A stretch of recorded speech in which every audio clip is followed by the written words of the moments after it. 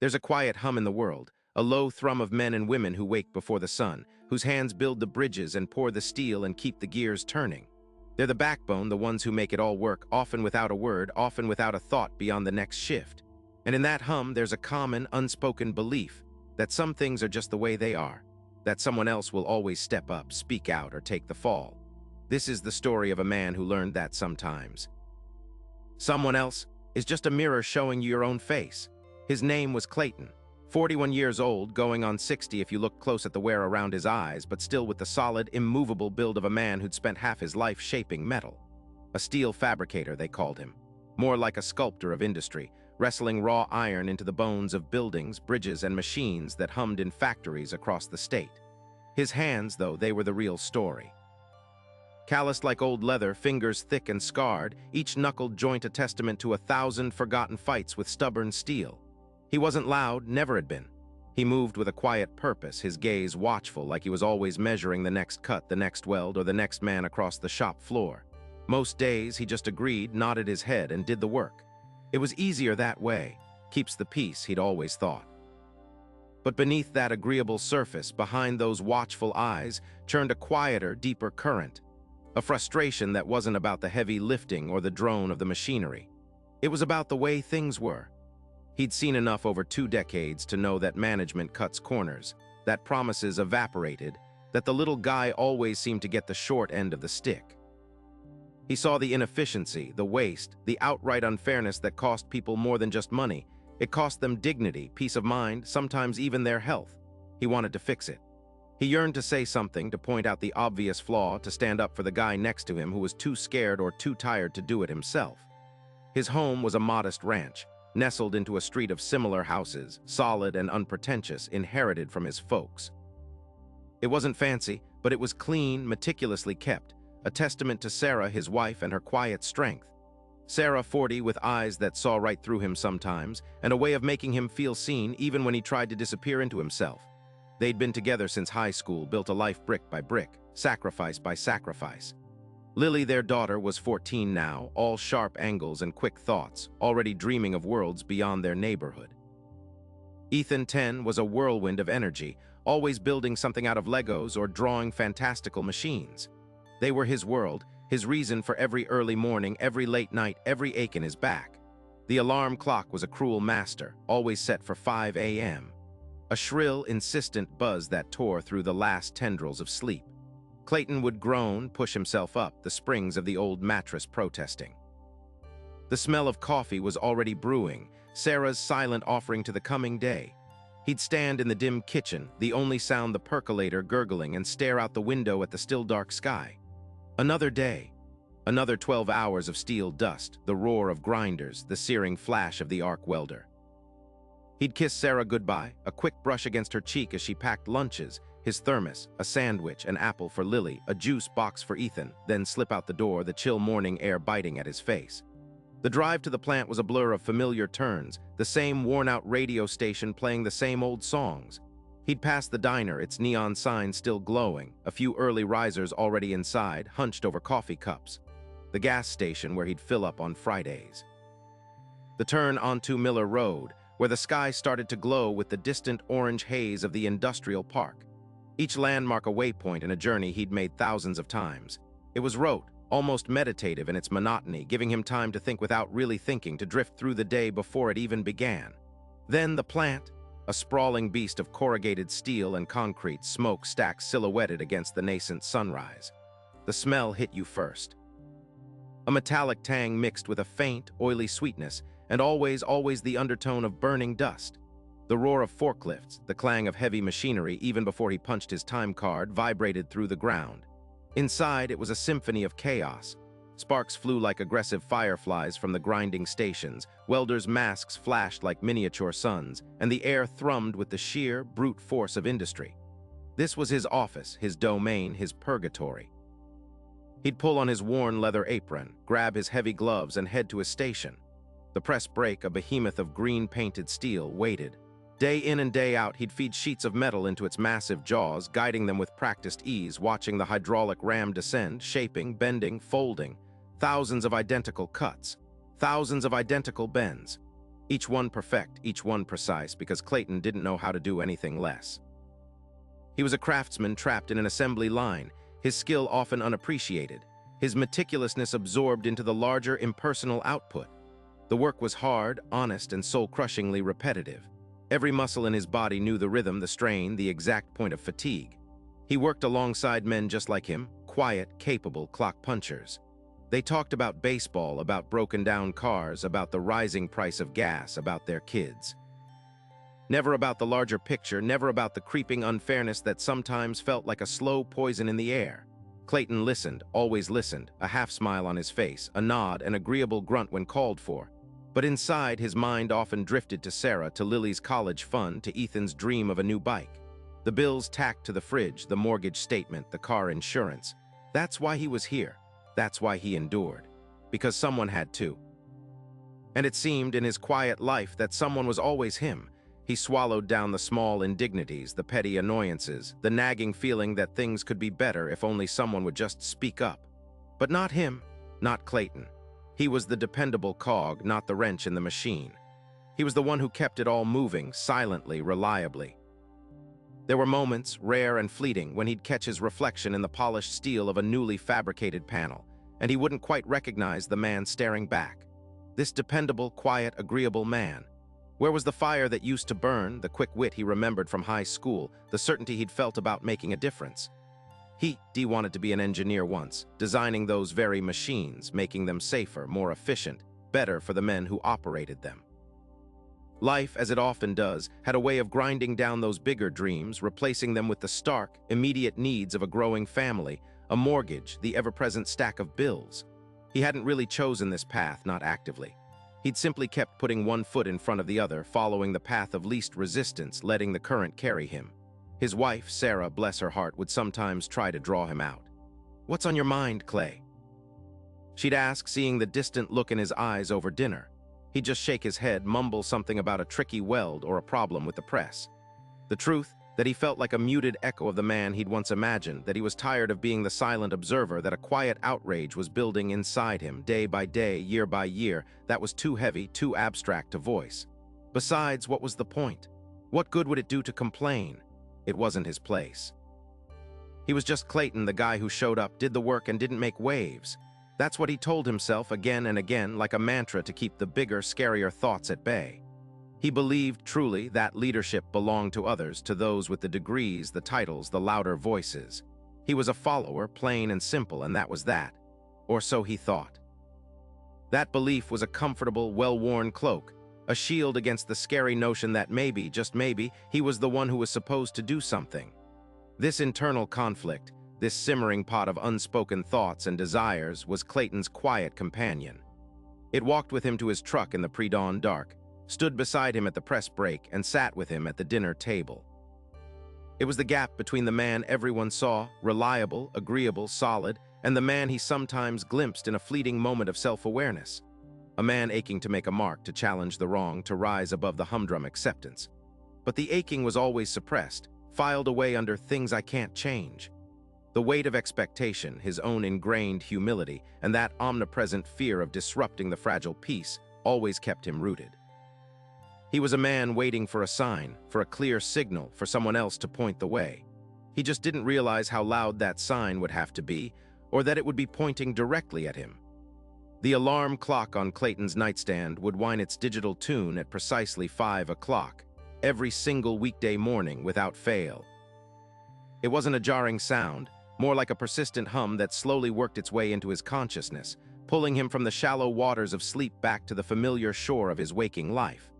He'd usually be awake a few minutes before it, lying there in the pre-dawn quiet, listening to Sarah's even breathing beside him, the faint hum of the refrigerator from the kitchen. The house, inherited from his folks, felt both a comfort and a cage. It was paid for mostly a legacy of hard work, but it demanded upkeep, taxes, and the constant feeding of 2 growing kids. He'd swing his feet to the cool linoleum, the familiar ache in his lower back a morning greeting. The ritual was set in stone, coffee brewing while he splashed cold water on his face, the crisp scent of the morning newsprint from the newspaper he never quite finished reading, a quick, mumbled goodbye to Sarah who would stir but rarely fully wake. By 5:30, he was behind the wheel of his 10-year-old F-150, the suspension groaning a bit more with each passing year, just like his own joints. The drive to the plant was a route he could navigate in his sleep, past the faded storefronts of Main Street, then the industrial park, until the looming gray silhouette of the steel fabrication plant dominated the horizon. Smoke plumed from the stacks, a permanent cloud against the softening sky. Inside, the symphony of metal was already beginning.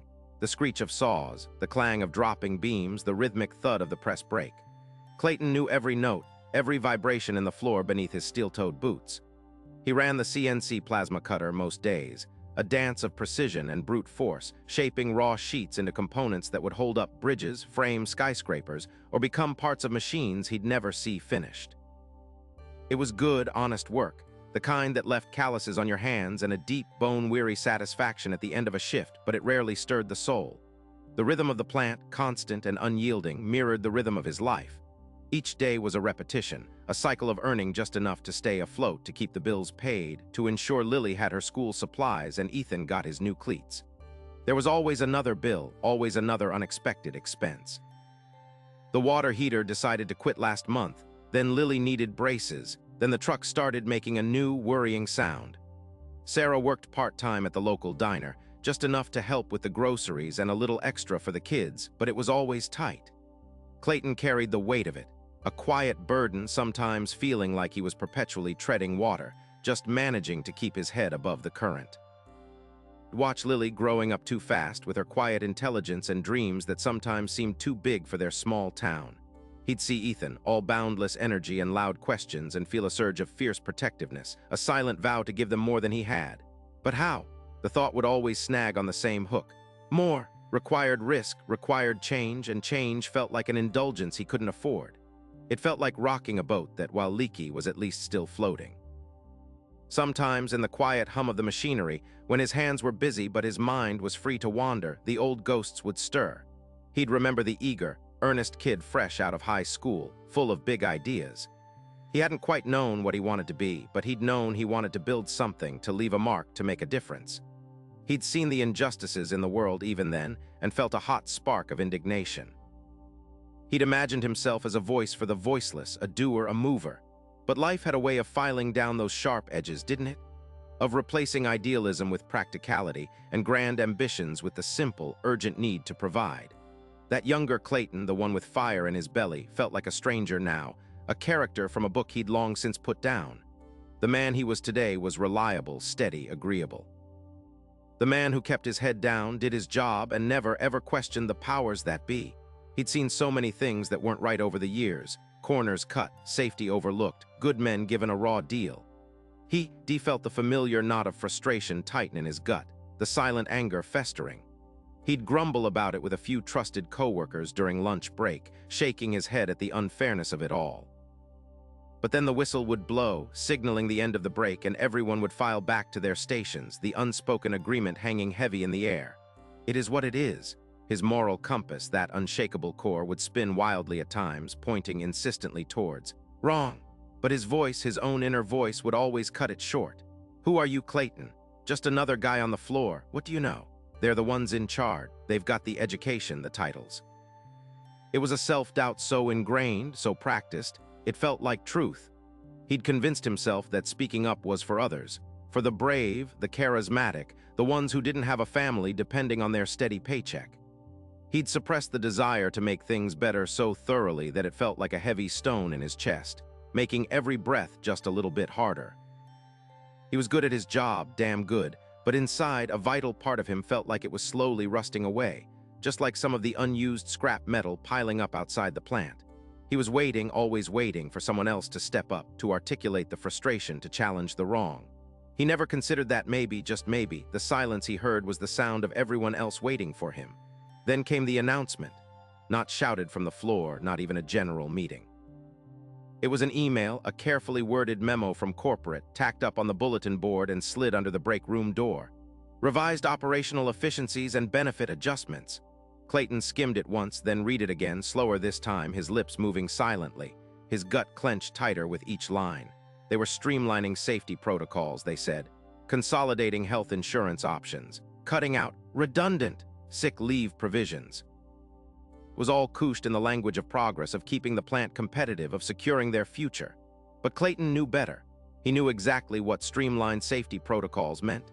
Less frequent equipment checks, fewer mandatory breaks in hazardous zones, pushing production lines faster with less oversight. He'd seen the accidents, the near misses. He'd seen guys go home with fewer fingers, less hearing, their backs permanently bowed. And consolidated health insurance. That was corporate speak for higher deductibles, narrower networks, and families having to choose between a needed doctor's visit and putting food on the table. Redundant sick leave meant guys showing up sick, spreading whatever they had because they couldn't afford to miss a day. It was all a calculated erosion, a slow drip of poison designed to chip away at the very fabric of their lives, all for a few more pennies of profit on the quarter. He looked around the break room. Most guys just grumbled, folded the memo, and stuffed it in their locker. A few shook their heads. No one really processed the full implications, not like Clayton did. He saw Sarah, her worry lines etched deeper. He saw Lily, her dreams of college, potentially pushed further out of reach. He saw Ethan, his boundless energy, dependent on a system that was now actively trying to make things harder. This wasn't just another petty grievance. This was a direct assault on their families, on their very ability to live with dignity and safety. This wasn't just wrong, it was dangerous. And for the first time, the quiet anger inside him didn't just fester, it burned. He felt it not as a distant frustration, but as a direct threat. Staying silent now, just putting his head down, wouldn't be just his usual way. It would be an act of complicity, an unspoken agreement that this was acceptable. And he knew, deep in the marrow of his bones, that it wasn't. That night, 3 a.m. found Clayton wide awake, alone in the living room, the muted glow of the street lamp painting the walls in shades of gray. He hadn't slept a wink. Sarah was asleep, Lily and Ethan oblivious in their beds, but his mind was a relentless churning machine. He sat on the worn couch, his elbows on his knees, head in his hands, staring at the dust motes dancing in the dim light. The words of the memo replayed in his head, cold and clinical, each one a hammer blow to his conscience. What has his life become? He asked himself, the question a raw, rasping whisper in the stillness. A man who sees injustice, who feels the burn of wrong but does nothing. A man who watches, who observes, who grumbles under his breath but ultimately just falls in line. He pictured the faces of his coworkers, the tired smiles, the calloused hands, the worry in their eyes when their kids got sick. And he pictured his own face reflected dimly in the dark window, a man who had the clarity to see the danger but not the courage to voice it. He felt the weight of his own silence, not as a comfort but as a crushing burden. A wave of self-loathing washed over him. He was a good husband, a decent father, a reliable worker. But he was also a coward. He'd always believed in doing what was right, in standing up for the vulnerable. But when had he last truly done it? He'd let his fear, his doubt, his ingrained habit of waiting for someone else slowly whittle away at that moral core until it felt like a dull, rusting shard instead of a gleaming compass. He thought of his father, a man of quiet integrity who would never have stood for such a thing. What would Dad say about him now? He wouldn't yell. He'd just look, that knowing, disappointed look, and Clayton knew that would cut deeper than any shout. The memory of the metal plant, its roar and its dangers, felt closer now than ever, even in the quiet of his home. He felt trapped not by the plant gates, but by his own inertia, by the choices he hadn't made. And the worst part, he knew tomorrow morning he'd have to walk back into that plant, look his coworkers in the eye, and if he did nothing, he'd be tacitly endorsing the very policy that would hurt them. The thought made him sick to his stomach. The new policy had dropped like a lead slug in the middle of a Monday morning safety brief. It wasn't a loud, dramatic announcement, nothing that would send immediate shockwaves. That wasn't the company's style. Instead, it was couched in corporate speak, a bland memo projected onto the breakroom wall by a nervous, fresh-faced HR rep. Enhanced Operational Efficiency Initiative. They called it, streamlining procedures for optimized resource allocation. Clayton stood near the back, arms crossed, his usual posture of quiet observation, but this time, every word felt like a tiny, sharpened shard pricking at his mind. They talked about reducing non-essential downtime, which meant cutting minutes from equipment checks, pushing maintenance intervals just a hair further. They spoke of realigning benefits packages, a fancy way of saying the company contribution to the health savings accounts was getting trimmed and the copay for specialist visits was climbing. And then the kicker, adjustments to overtime eligibility criteria, which when you peeled back the layers of jargon, meant some of the extra hours they often worked on urgent orders would no longer qualify for time and a half. It would be straight time, same as regular hours, cutting a significant chunk from their potential earnings, especially for those trying to save for a new roof or a kid's college fund. Most of the guys in the room just nodded, eyes glazed over, already thinking about their next coffee break or the welding job waiting for them. It was a lot of words, easy to tune out if you weren't listening for the quiet hiss beneath the polite tone. But Clayton, he heard it. He saw the pattern. He'd seen this play before, just with different actors, different scripts. Each small adjustment, seemingly insignificant on its own, was designed to slowly chip away at their safety net, to squeeze a little more profit out of their sweat and risk.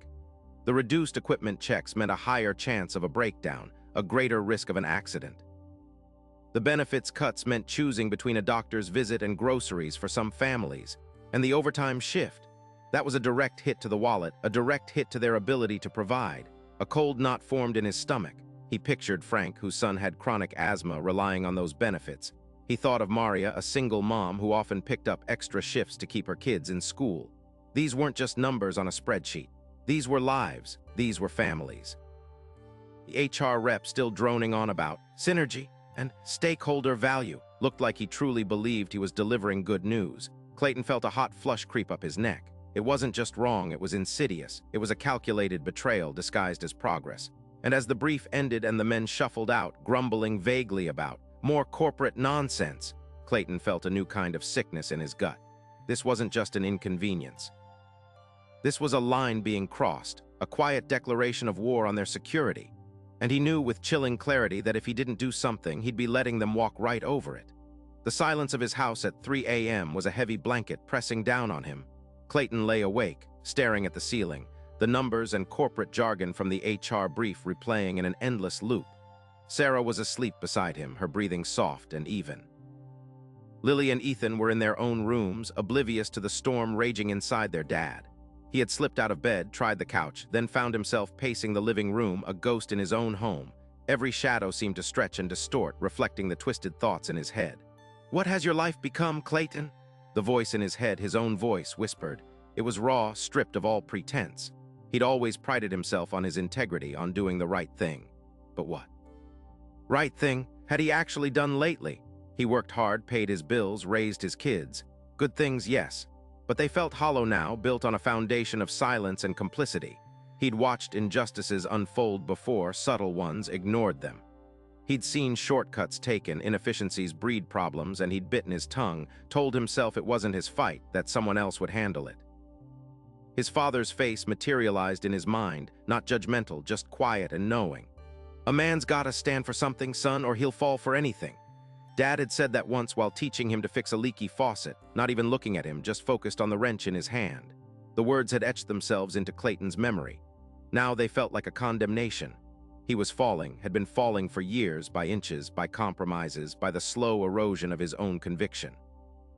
He walked into the kitchen, poured a glass of water, but didn't drink it. His hands were trembling slightly. The weight of his inaction felt like physical shackles. He saw the faces of his coworkers again, the lines of worry on their brows, the weariness that came from years of pushing steel and battling the odds. And he saw his own kids' faces, Lily with her fierce spirit, Ethan with his trusting eyes. What kind of example was he setting? A man who saw wrong and looked away. A man who allowed his community to be hurt because he was afraid to speak. The self-doubt was a familiar companion, whispering its usual script. "You're not smart enough. You're not a talker. You'll just make it worse. Who are you to challenge management? You'll lose your job, and then what?" Fear, cold and sharp, coiled around his gut. The mortgage payment, the car repair, Lily's braces, Ethan's new bike, they all flashed before his eyes, reasons to keep his head down, reasons to stay quiet. But this time, those reasons felt less like protection and more like a cage. He gripped the counter edge, knuckles white. The nausea from earlier returned, stronger this time.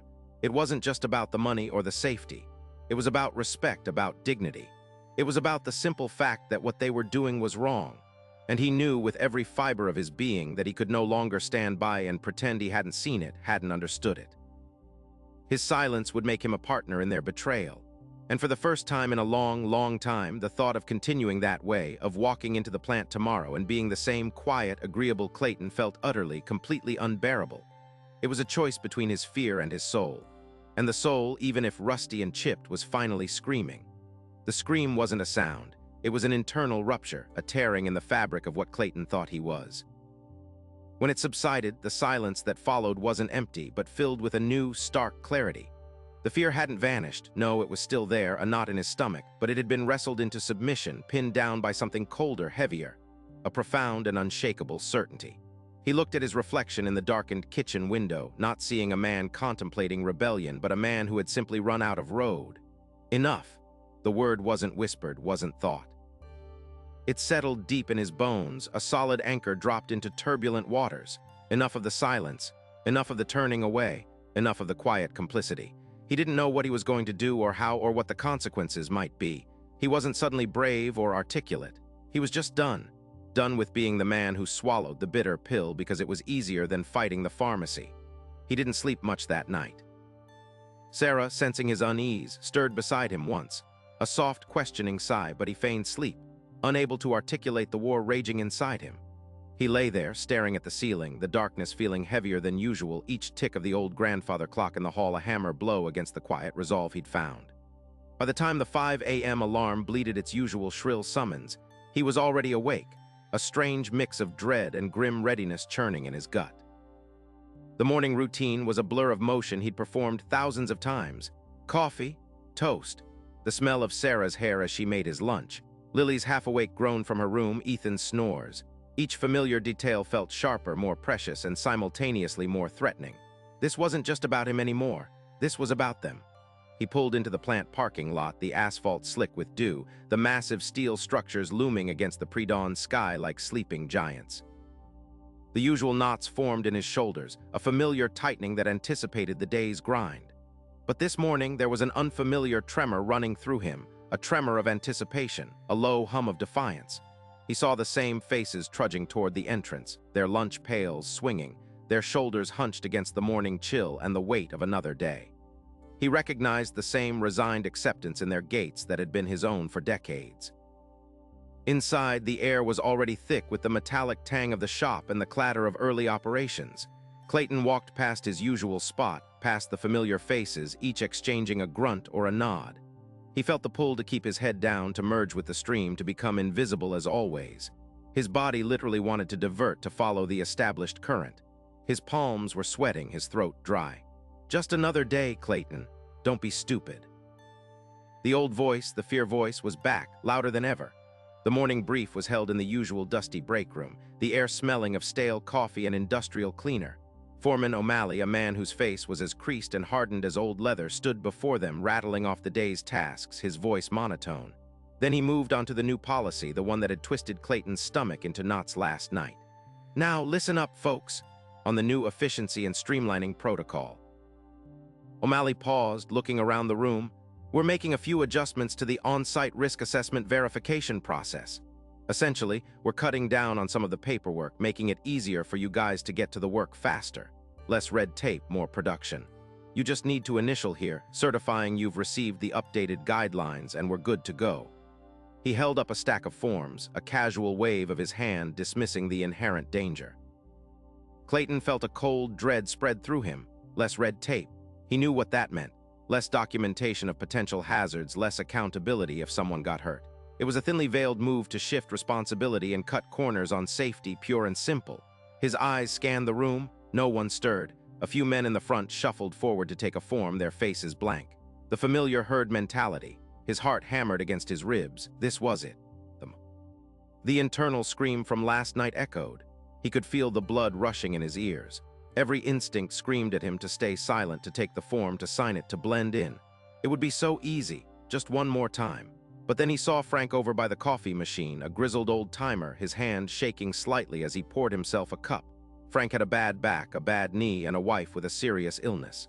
He relied on every last penny, every benefit. And Clayton knew Frank wouldn't read the fine print, just sign, trusting O'Malley's words. He thought of Lily and Ethan again, their futures. Before he could even fully register the thought, a low, rasping sound escaped his throat. Not a word, just a sound enough to make O'Malley pause mid-sentence, his brow furrowed. "Something the matter, Clayton?" O'Malley asked, his voice laced with mild annoyance. Clayton's mouth was dry as dust. He swallowed hard, the sound like sandpaper. What exactly does cutting down on paperwork mean for the safety checks, O'Malley? His voice was rough, barely audible, cracking on the last word. It wasn't a challenge, not yet, just a question. But in that room, in that moment, for Clayton, it was a roar. A couple of heads turned. A ripple of quiet surprise went through the small gathering. O'Malley's gaze sharpened, a flicker of irritation in his eyes. The air grew thick, suddenly charged. It was a small question, a single sentence, but it felt like he'd just thrown a wrench into the main gears of the entire plant. His legs felt like jelly, his hands trembled. He almost wished the floor would open up and swallow him whole. But he'd said it. The words were out. There was no taking them back. And in that terrifying, exhilarating moment, Clayton, the quiet follower, felt a tiny, almost imperceptible shift deep within himself. The first brick in his wall of silence had just come tumbling down. O'Malley's irritation tightened his face, a mask of forced patience. Cutting down on paperwork, Clayton, means streamlining the process. Less red tape, more efficiency. We trust our skilled workers to maintain their own safety. That's what this is about, empowering you fellas. He gave a dismissive wave, turning back to the main topic. Now, as I was saying, the new shift rotation will also. But the air wasn't clearing.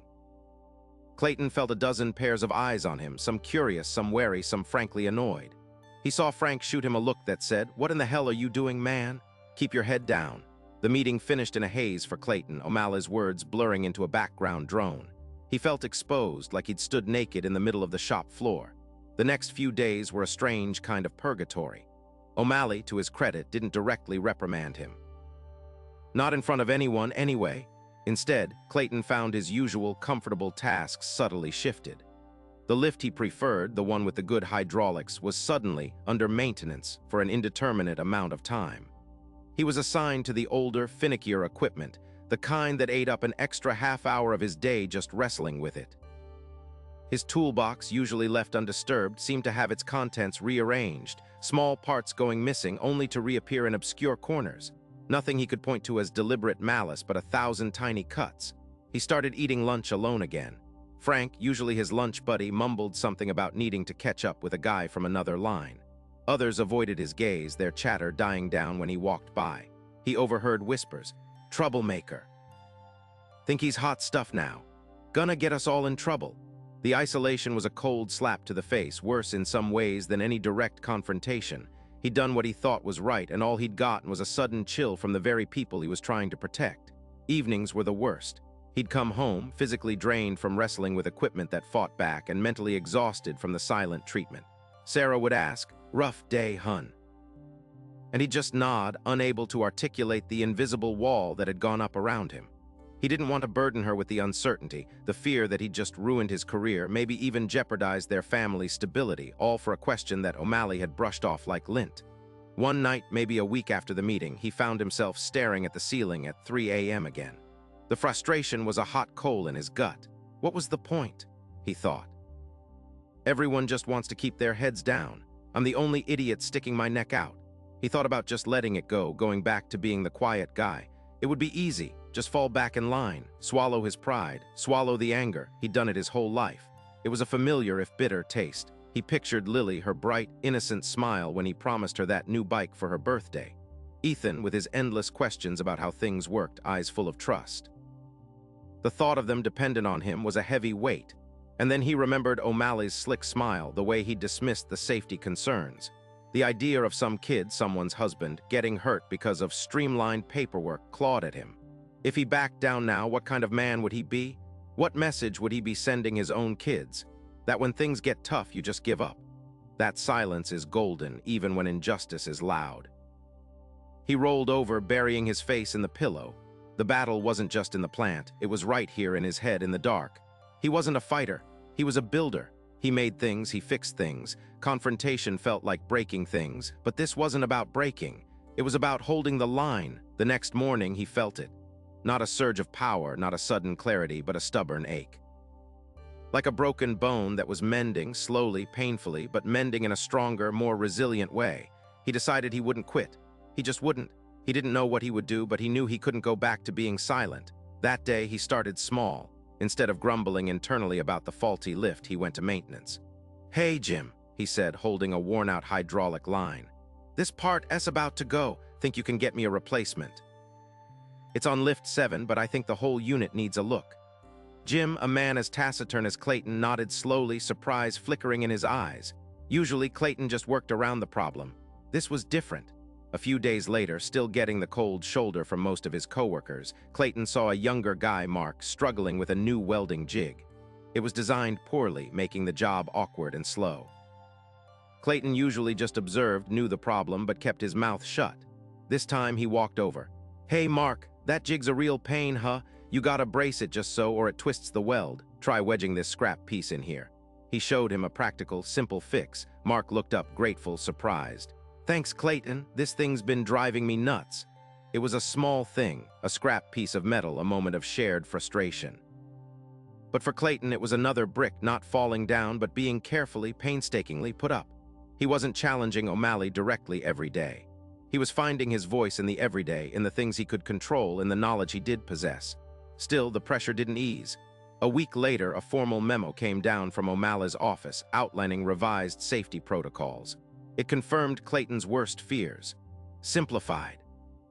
Inspection logs, fewer mandatory checks, and a new worker discretion clause that essentially shifted responsibility from management to the individual worker if something went wrong. It was insidious, cloaked in language about empowering the workforce. Clayton read it, his jaw tight. This wasn't just about his comfort anymore. This was about their livelihoods, their limbs, their lives. He tried to talk to Frank again at break. "Did you read that new safety memo, Frank?" "The one about worker discretion." Frank waved a dismissive hand. Just more management jargon, Clay. They always write it like that. Means nothing. Just sign it and get back to work." He glanced around nervously as if O'Malley might materialize out of thin air. "Look, man, I get it. You asked a question. Fine. But let's not make a big deal out of it, all right? We got families to feed." That hurt. Frank was scared, and Clayton understood that fear. He felt it too every single day, but understanding didn't make the sting any less. He realized Frank wasn't just afraid for himself, he was afraid of Clayton's defiance, afraid of what it might mean for everyone if things got stirred up. Clayton swallowed the lump in his throat. He was on his own for now. Another 3 days went by. Clayton felt like he was running a marathon underwater. Every step was heavy, every breath a struggle. He watched the new protocols being implemented. He saw corners being cut, small risks being taken because the simplified paperwork made it easier to overlook. He saw guys hesitate, then just sigh and go along with it. He thought of throwing in the towel. It would be so easy. Just go back to the way things were, keep his head down, focus on his family, on his house, on his quiet life. He was tired, bone-deep tired. The kind of tired that sleep couldn't fix. He spent another evening just staring out the kitchen window, watching the streetlights come on. Sarah noticed. "You okay, hun? You've been quiet lately, more than usual." He turned, the fluorescent kitchen light making his face look gaunt. "Sarah, what if I told you they're doing things at the plant that aren't right? Things that could hurt people?" Sarah, always practical, always grounded, didn't flinch. She just looked at him, her eyes steady. "Are they?" she asked simply. He nodded. "Yeah, they are. And are you going to let them?" Her voice was low, devoid of judgment, just an honest question. It hung in the air, heavier than any I-beam he'd ever lifted. He looked at his wife, at the woman who knew him better than anyone, who saw through his quiet surface to the simmering fire beneath. He saw her trust in him, her expectation that he would always, always do what was right. And in that moment, as the doubt and exhaustion threatened to overwhelm him, he found a deep, quiet resolve. He couldn't let them. He didn't know what he was going to do. He didn't have a grand plan. He just knew, with a certainty that settled deep into his bones, that he was done being silent. He was done being a follower when the path led to harm. The battle was far from over, but for Clayton, the war within himself, the war of whether to fight or to yield, that war had just ended. He had chosen. He would fight. The next morning, the fight began not with a bang, but with a whisper. Clayton, coffee mug clutched tight in his calloused hand, walked into the break room at 5:45, 20 minutes before his shift started. The usual crew was there, Frank, eyes still half shut, nursing a thermos, Miguel already laughing at something on his phone, old Manzo meticulously unwrapping his bologna sandwich. Clayton poured himself another lukewarm cup, the smell of stale coffee and industrial cleaner hanging heavy in the air. He leaned against the counter, trying to sound casual. "Heard about that new policy, fellas?" Frank grunted. "Another one. What fresh hell they cooked up now?" Miguel shrugged, not looking up. "Whatever it is, it ain't gonna be good for us. Never is." Clayton felt his stomach tighten. This was harder than he thought. He wasn't used to speaking up, to pushing. He cleared his throat. This one's different. It's about how they're cutting corners on the safety checks, making us rush the inspections on the structural welds for the smaller components. And the new flexible overtime rules mean they can shift us to different pay grades without notice if the project's under pressure. Manzo slowly looked up, his movements deliberate. That ain't right, Clay. That's how good men get hurt. Or worse. Miguel finally put his phone down, a flicker of concern replacing his usual easygoing grin. Frank just stared at his coffee, his brow furrowed. They're gambling with our backs, fellas. Clayton pushed on, a tremor in his voice he hoped they didn't hear. They're gambling with our family's dinner on the table. Silence, long, heavy silence. Frank eventually looked up, met Clayton's gaze, and then looked away, shaking his head. Look, Clay, I got 2 kids heading to college next year. I can't afford to rock the boat right now, not with the economy how it is. Miguel nodded in agreement. Manzo just chewed his sandwich slowly, his eyes distant. The bell for shift change blared, a merciful reprieve. Clayton felt a cold wash of failure. He hadn't changed a single mind. They'd listened, sure, but the fear was a bigger beast than his quiet words. He spent the entire day feeling like a fool, his frustration building with every ignored suggestion, every rushed weld he saw. He had taken the first step, and it had felt like walking into a brick wall. Days bled into a week. He tried again, approaching others, trying to explain the finer points of the policy, the subtle ways it would erode their security and safety. He printed out copies of the new handbook sections, highlighting the problematic clauses, leaving them discreetly on tables. Most disappeared, likely into the recycling bin. Some supervisors started giving him the, "Look, the one that said, we know what you're doing and we don't appreciate it." He saw men he'd worked with for years suddenly avoid his gaze in the hallway. Others offered quick, mumbled agreements of, "Yeah, it ain't right," but followed it up with an immediate, "But what are we gonna do?" The helplessness was a shield for them, and Clayton's attempts to chip away at it felt like chipping at solid steel with a spoon. One particularly grim afternoon, about 10 days after he'd first spoken up, a small crew was assigned to an urgent, high-stress job. The new policy meant cutting the usual time for a critical structural inspection by a third. Clayton watched the foreman, a nervous, younger guy named Dave, wave the team through a hasty check. He knew in his gut it wasn't enough. "Dave," Clayton said, his voice low, pulling the foreman aside. "That inspection needs more time. You're putting those guys at risk, and that structure." Dave's face was pale. "Orders from above, Clay. I got no choice. If I don't hit the numbers, I'm out." "You know that?" His eyes pleaded with Clayton. "Please don't make waves." Clayton felt a surge of cold fury, quickly followed by a wave of despair. He saw himself in Dave, a man trapped, just trying to keep his head above water. But he also saw the consequences of that fear. He wanted to shout, to throw his wrench, to quit right there and walk away. What was the point? He was a lone voice in a hurricane of apathy and fear. He walked away from Dave, his shoulders slumped, the weight of the company's indifference and his colleagues' silence pressing down on him. That night, he barely spoke to Sarah. He sat at the kitchen table, staring at the untouched dinner, the scent of his wife's home cooking unable to penetrate his gloom. "It's no use, Sarah," he finally choked out, his voice hoarse. "They don't care, or they're too scared to care. I'm just making myself a target for nothing." Sarah sat beside him, gently covering his hand with hers. Her touch was warm, steady. "Are you doing it for them, Clay? Or are you doing it because it's the right thing to do?" He looked at her, at the quiet strength in her eyes. The question cut through his self-pity. He wasn't doing it for a pat on the back or to be liked. He was doing it because he couldn't not do it, because he had seen the path and he knew where it led, and the thought of someone getting hurt because he gave up. That was a burden he couldn't bear. The fight within himself, the one that wanted him to retreat, to shrink back into his old, safe silence, was fierce. Every fiber of his being screamed for him to stop, to be normal again.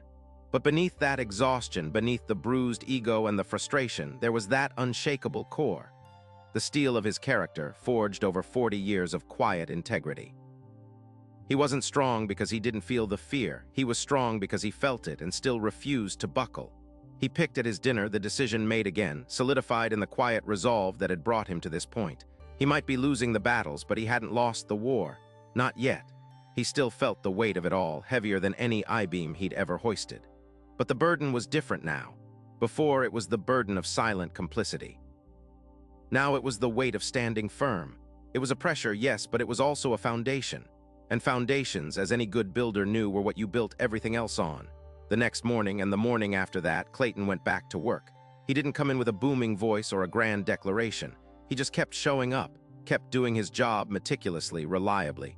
But he also kept talking, not loudly, not belligerently, just steadily.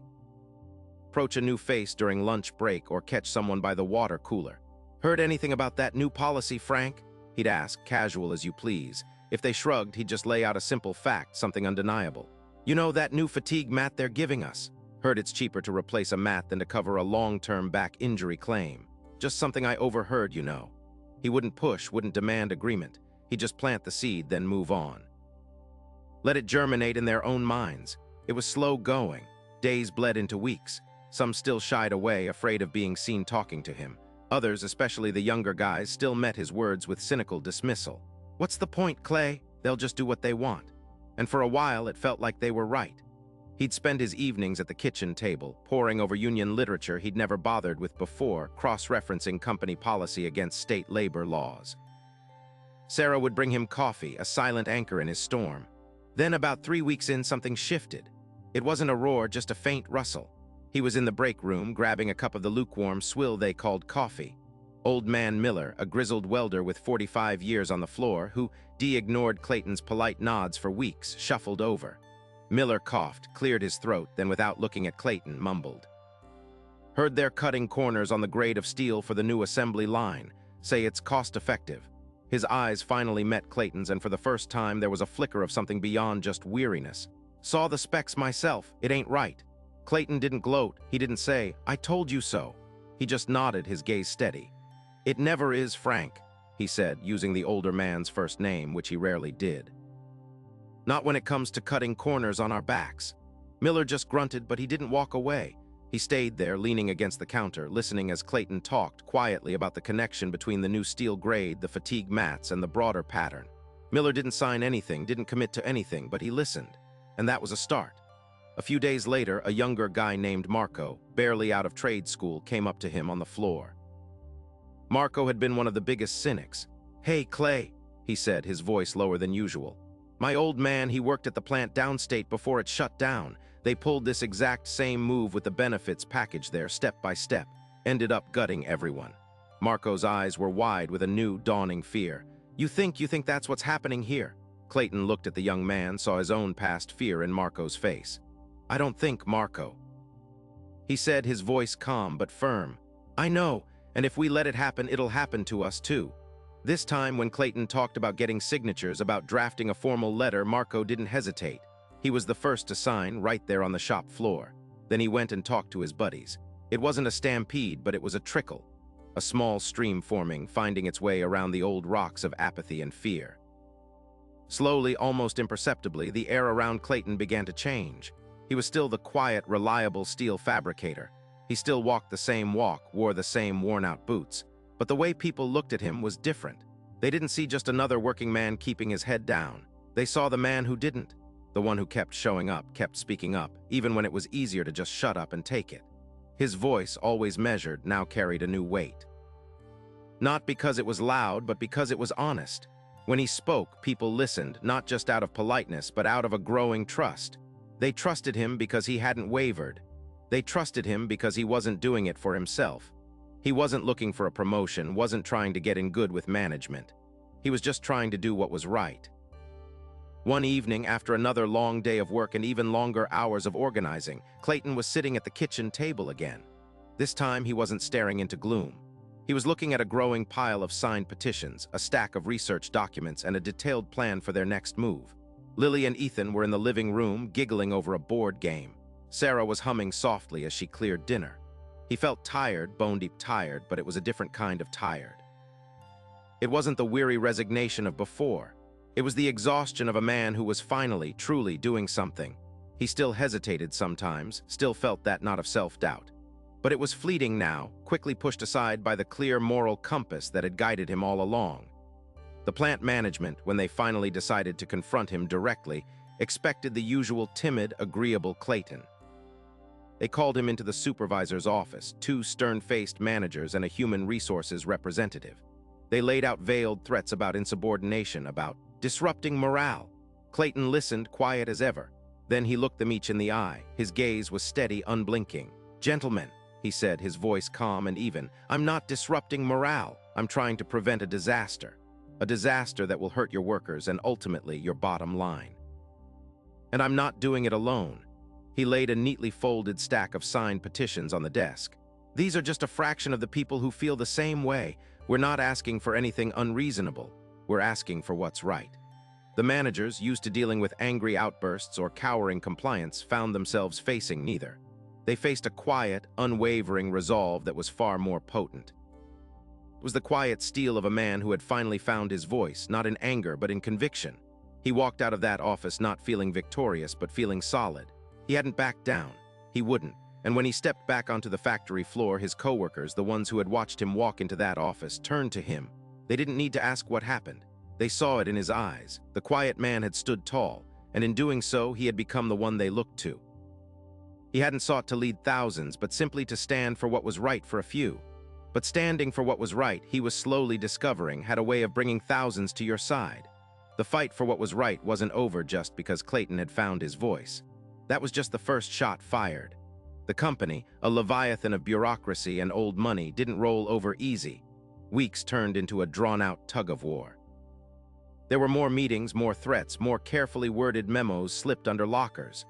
But this time, Clayton wasn't just observing. He was organizing.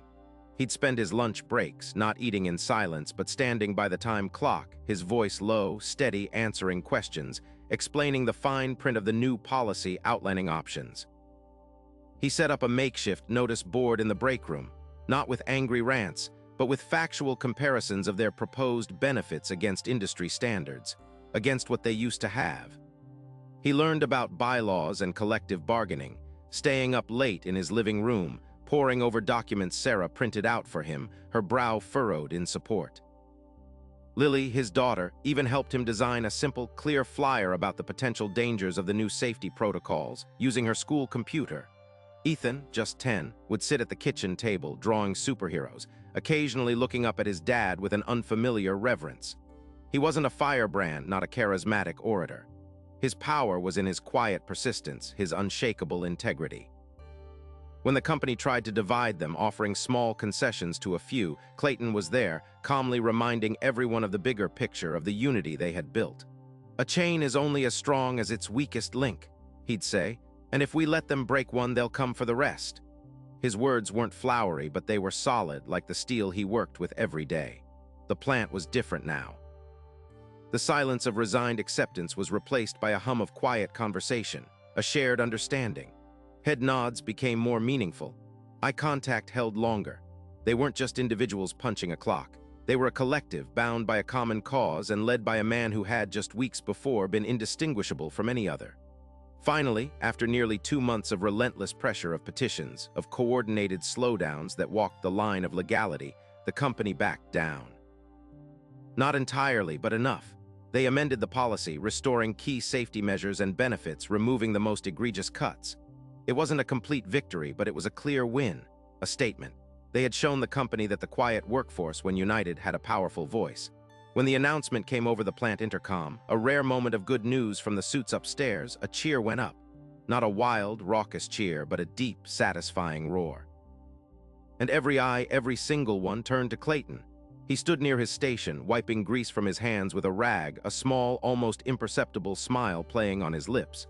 He didn't raise his fists in triumph or make a speech. He just nodded, a silent acknowledgement, a shared understanding. He was still the quiet man, but now his quietness was a sign of strength, not of deference. That night back in his modest ranch house, the familiar scent of Sarah's cooking filling the kitchen, Lily and Ethan chattering about their day, Clayton sat at the kitchen table. He was looking at his hands, calloused and scarred, the same hands he'd always had. Sarah sat opposite him, stirring her coffee. "You know," he started, his voice a low rumble, I always figured someone else would step up. Someone smarter, someone louder. Someone who knew all the right words, someone who looked like a leader." He traced a scar on his thumb. "I was always just the guy who showed up, kept his head down, didn't want to rock the boat." He looked up at Sarah, a new light in his watchful eyes.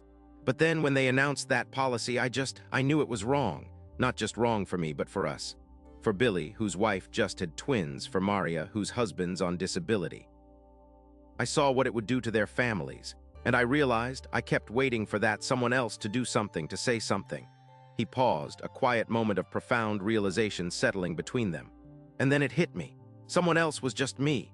There wasn't some other guy waiting in the wings, some superhero with all the answers.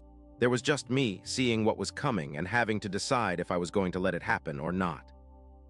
Sarah reached across the table, her hand covering his. "You did good, Clay." He squeezed her hand. "It ain't about being in charge, Sarah. It never was. It's about doing what's right when nobody else will, or maybe when nobody else has yet. And the moment you decide to stop waiting for them, that's when everything changes. Not just for you, but for everyone around you." He looked out the window at the familiar neighborhood he'd grown up in, the streetlights just coming on. "That's when you find out what you're really made of." And Clayton, the quiet steel fabricator, realized that the courage to speak up wasn't something you found, like a lost wrench. It was something you built piece by painful piece until one day you looked around and realized the foundation you'd laid was strong enough to hold up thousands. Because sometimes all it takes is one ordinary man to say, "No more," for an extraordinary movement to begin. And the world never looks the same again. The world never looked the same again, not just the world outside his window with its familiar houses and streetlights, but the one inside his head. It was as if a thick, grimy film had been wiped clean from his vision, revealing the sharp, undeniable edges of reality. He wasn't just seeing the chipped paint on the fence next door, but the quiet desperation of the man who lived behind it, a man who, like so many others, felt the tightening squeeze of a system that didn't care. "I still can't believe it," Sarah murmured, her gaze soft but unwavering on his face.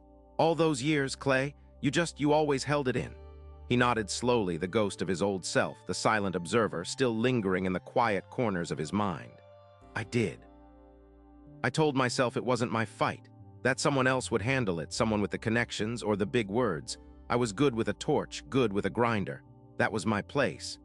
He shifted, the familiar worn fabric of his work shirt suddenly feeling alien against his skin, a relic of a life that was already receding into the past. But then they laid out that new policy, clear as day, and I saw it.